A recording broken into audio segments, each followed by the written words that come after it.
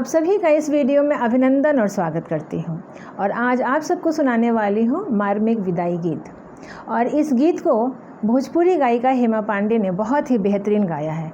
मैंने तो एक छोटी सी कोशिश की है और उम्मीद करती हूँ कि आप सभी को बेहद पसंद आएगा। इस गीत में एक बेटी के अपने पिता से कई सारे सवाल हैं। यदि मैं आपकी आँख की पुत्री हूँ, यानी कि बेहद जो है प्यारी और लाडली हूँ, तो आप मुझे अपने घर में सहेज कर क्यों नहीं रख पाते हैं?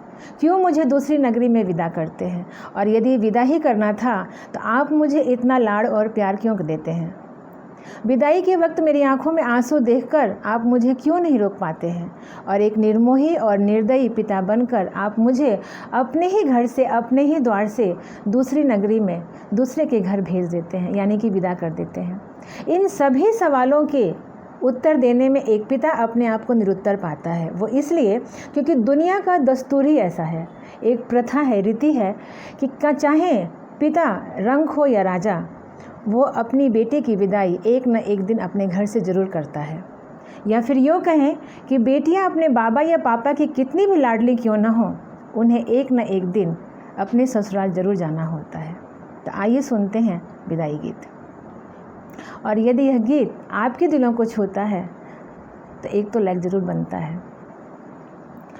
आँख के पुतरिया तोहर रहे, काहे ना सहेजता रहो। आँख के पुतरिया तोहर रहे, काहे ना सहेजता रहो।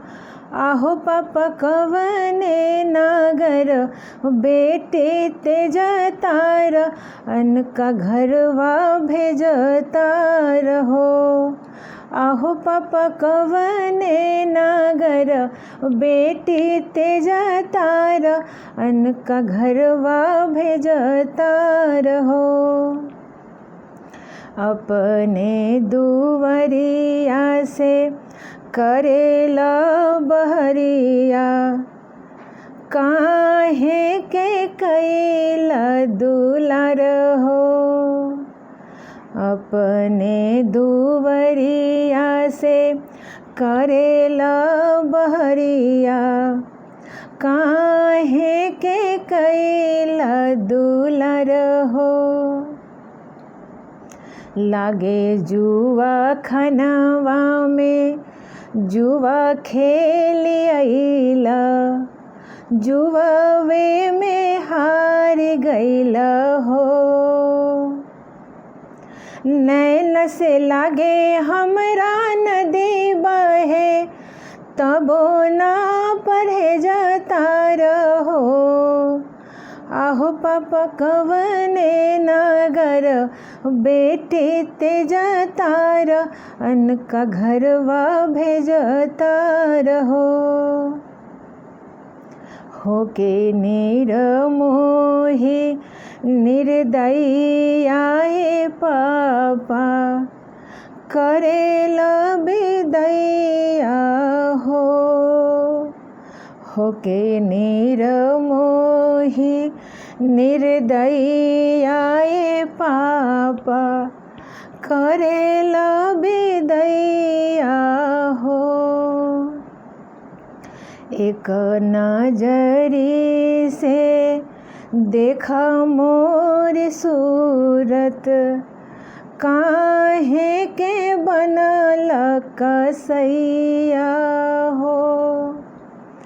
अपने समझ जी के घरवा हमरा के तेजता रहो। आहो पापा कवने नगर बेटे तेजता अनका घरवा भेजता रहो।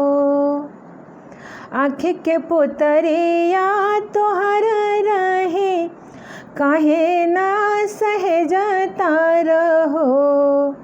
आहो पापा कवने नगर बेटे तेजता अनका घरवा भेजता रहो।